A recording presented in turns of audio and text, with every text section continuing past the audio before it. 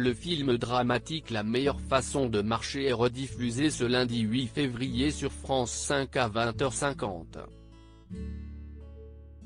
Réalisé par Claude Millet, il avait été nommé plusieurs fois au César en 1977. Patrick Dewar y incarnait le rôle de Marc qui enseigne l'éducation physique dans une colonie de vacances en été 1960. Il sympathise avec Philippe qui, lui, enseigne le théâtre aux enfants. Marc va alors surprendre Philippe maquillé et habillé en femme.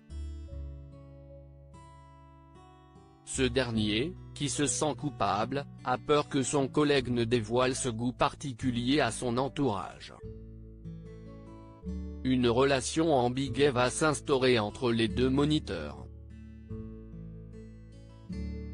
Patrick Dewar avait été nommé au César dans la catégorie meilleur acteur pour ce film.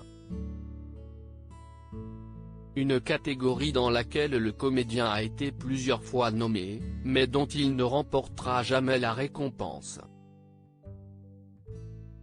L'enfance compliquée de l'acteur Patrick Dewar, comédien talentueux, le père de Lola Dewar se donne la mort le 16 juillet 1982 en se tirant une balle dans la bouche. Une enfance chaotique pourrait, notamment, être à l'origine de ce geste. Ce qui l'a tué, on n'a pas assez parlé.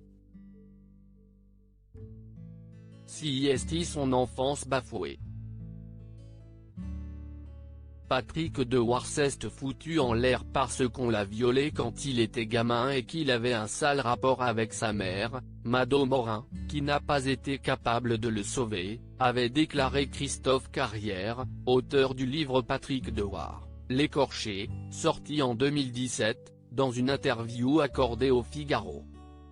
En se suicidant, l'acteur a laissé derrière lui deux filles, Angèle Herry, aujourd'hui scénariste, née de sa relation avec Miu Miu, et Lola Dewar, devenue comédienne. Cette dernière, âgée de 2 ans au moment du suicide de son père, avait expliqué dans Pure People, « Je me suis dit, vers 10 ou 11 ans, qu'il ne nous aimait peut-être pas assez, ma mère et moi, pour choisir de s'en aller comme ça.